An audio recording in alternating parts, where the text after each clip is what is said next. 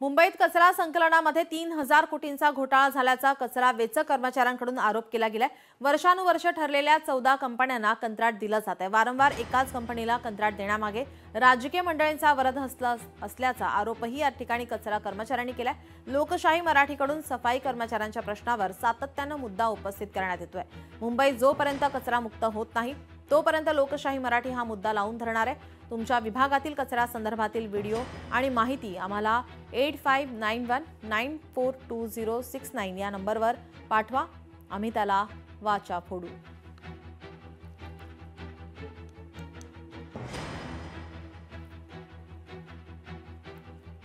आपले प्रतिनिधी स्वप्नील जाधव आपल्यासोबत जोडलेले आहे। स्वप्नील, आपण गेल्या काही दिवसांपासून हा मुद्दा उपस्थित करत आहोत।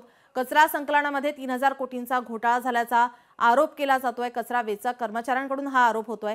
काय अधिकची माहिती, सध्या कोणत्या ठिकाणी आहात आणि काय या ठिकाणची परिस्थिती आहे?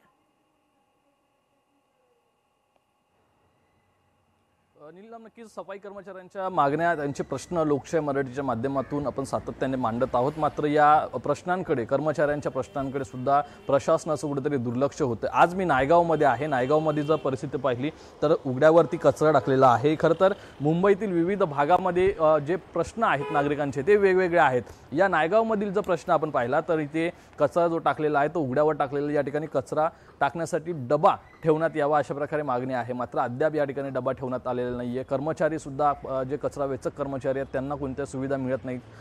हँडग्लोव्ज असतील, बुटा असतील, त्यांना कचरा संकलन करण्यासाठी लागणारे साहित्य असतील, हे सुद्धा नीट मिळत नाही असा त्यांचा आरोप आहे। त्यामुळे कर्मचाऱ्यांच्या आरोग्याशी कुठेतरी खेळ हा कंत्राटदाराकडून केला जातोय। मुंबई महानगरपालिका आयुक्त असतील किंवा एकूणच वेस्ट मॅनेजमेंटचे अधिकारी असतील, त्यांच्याकडून या सर्व प्रश्नांची उत्तरं देण्यात येत आहेत। मात्र कंत्राटदारांवरती कारवाई का होत नाही असा सवाल हा लोकशाही मराठीच्या माध्यमातून उपस्थित केला जातोय। लवकरच या संदर्भात चौकशी करण्यासाठी मागणी करणार असल्याचं पालकमंत्री आशिष शेलार यांनी सांगितलं। त्यामुळे हे जे प्रश्न आपण बघतोय नागरिकांचे, हे प्रश्न सोडवण्यामध्ये हे प्रशासन यशस्वी होतंय का हे पाहणं महत्त्वाचं आहे। मात्र हे प्रश्न जोपर्यंत सुटत नाहीत तोपर्यंत लोकशाही मराठीच्या माध्यमातून हे असे कचरा वेचक कर्मचाऱ्यांचे प्रश्न जे आहेत ते लावून धरण्यात येणार आहेत। नीलम जी नक्की। स्वप्नील, आपण पाहतो या ठिकाणी नागरिक ये जा करतात, त्यांच्या काय समस्या आहेत आपण जाणून घेऊया। नक्कीच नीलम, या ठिकाणी काही वर्दळीचा भाग आहे। मात्र आता सध्या या ठिकाणी सगळे कर्मचारी वर्ग जो कामावर जाण्यासाठी घाईमध्ये आहे। मात्र आपण त्यांची नक्कीच थोड्या वेळामध्ये संवाद साधू आणि त्यांच्या मागण्या ज्या असतील, त्यांचे प्रश्न जे असतील ते आपण जाणून घेण्याचा प्रयत्न करू। नीलम जी नक्की। स्वप्नील, याचे अपडेट तुमच्याकडून आम्ही घेतच राहू। तुर्त्यास धन्यवाद आपण दिलेल्या माहितीसाठी। लोकशाही मराठी ऐका, पहा, जागरूक रहा।